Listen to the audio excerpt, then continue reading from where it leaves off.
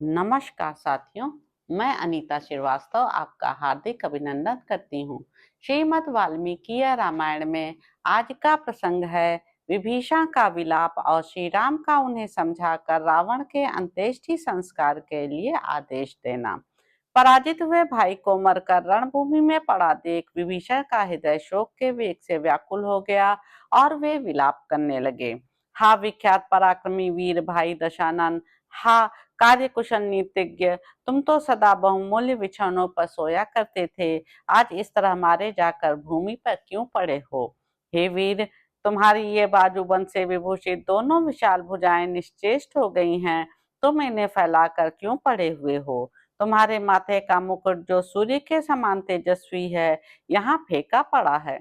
वीरवर, आज तुम्हारे ऊपर वही संकट आकर पड़ा है जिसके लिए मैंने तुम्हें पहले से ही आगाह कर दिया था, किंतु उस समय काम और मोह के वशीभूत होने के कारण तुम्हें मेरी बात नहीं रुची थी। अहंकार के कारण न तो प्रहस्त ने, न इंद्रजित ने, न दूसरे लोगों ने, न अतिरथी कुंभकर्ण ने, न अतिकाय ने, न नारायणतक ने और न स्वयं तुमने ही मेरी बातों को अधिक महत्व दिया था। उसी का फल यह सामने आया है। आज शस्त्रधारियों में श्रेष्ठ इस वीर रावण के धाराशाही होने से सुंदर नीति पर चलने वाले लोगों की मर्यादा टूट गई, धर्म का मूर्तिमान विग्रह चला गया, सत्य के संग्रह का स्थान नष्ट हो गया, सुंदर हाथ चलाने वाले वीरों का सहारा चला गया, सूर्य पृथ्वी पर गिर पड़ा, चंद्रमा अंधेरे में डूब गया, प्रज्वलित आग बुझ गई और सारा उत्साह निरर्थक हो गया। रणभूमि की धूल में राक्षस शिरोमणि रावण के सो जाने से इस लोक का आधार और बल समाप्त हो गया। अब यहाँ क्या शेष रह गया? हाय, धैर्य ही जिसके पत्ते थे, हठ ही सुंदर फूल था, तपस्या ही बल और शौर्य ही मूल था, उस राक्षस राज रावण रूपी महान वृक्ष को आज रणभूमि में श्री राघवेंद्र रूपी प्रचंड वायु ने रौंद डाला। तेज ही जिसके दांत थे, वंश परंपरा ही पृष्ठभाग थी, क्रोध ही नीचे के अंग थे और प्रसाद ही शुंड दंड था, वह रावण रूपी गंध हस्ती आज इक्ष्वाकु वंशी श्री राम रूपी सिंह के द्वारा शरीर के विदीर्ण कर दिए जाने से सदा के लिए पृथ्वी पर सो गया है। पराक्रम और उत्साह जिसकी बढ़ती हुई ज्वालाओं के समान थे, निश्वास ही धूम था और अपना बल ही प्रताप था, उस राक्षस रावण रूपी प्रतापी अग्नि को इस समय युद्ध स्थल में श्री राम रूपी मेघ ने बुझा दिया।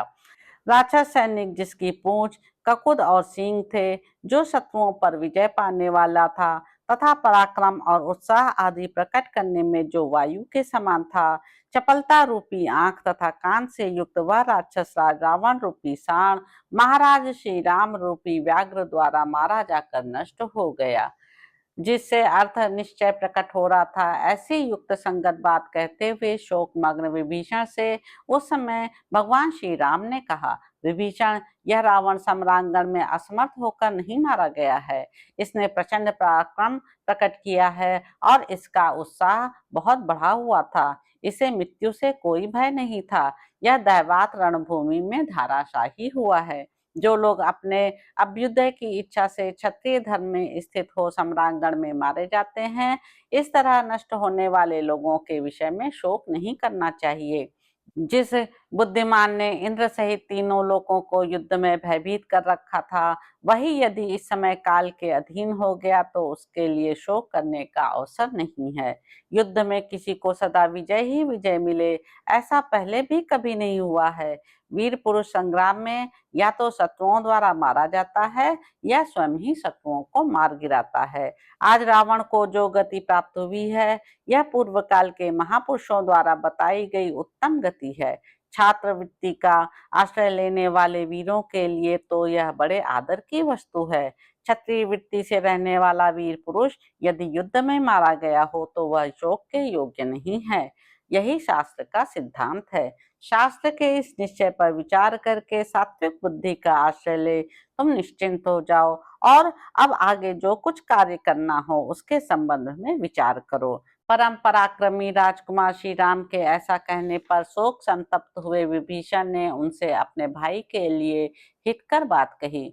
भगवान, पूर्व काल में युद्ध के अवसरों पर समस्त देवताओं तथा इंद्र ने भी जिसे कभी पीछे नहीं हटाया था, वही रावण आज रणभूमि में आपसे टक्कर लेकर उसी तरह शांत हो गया जैसे समुद्र अपनी तटभूमि तक जाकर शांत हो जाता है।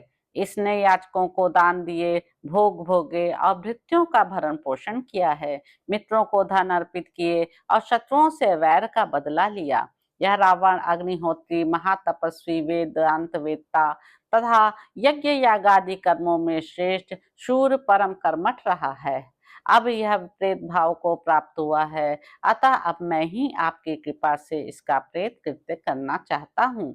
विभीषण के करुणाजनक वचनों द्वारा अच्छी तरह समझाए जाने पर उदार चेता राजकुमार महात्मा श्री राम ने उन्हें रावण के लिए स्वर्ग आदि उत्तम लोकों की प्राप्ति कराने वाला अंत्येष्टि कर्म करने की आज्ञा दी। वे बोले, विभीषण, वैर जीवन काल तक ही रहता है, मरने के बाद उस वैर का अंत हो जाता है। अब हमारा प्रयोजन सिद्ध हो चुका है, अतः अब तुम इसका संस्कार करो। इस समय यह जैसे तुम्हारे स्नेह का पात्र है, उसी तरह मेरा भी स्नेह भाजन है। तो इस प्रकार साथियों, युद्ध कांड में निहित 109वां सर्ग यहाँ पर समाप्त होता है। इसके अगले अंक में आप जानेंगे कि रावण की स्त्रियों का विलाप। तो आपसे अब अगले अंक में मुलाकात होगी। मेरे YouTube चैनल संवाद विद अनीता को लाइक करें, शेयर करें, सब्सक्राइब करें। धन्यवाद साथियों।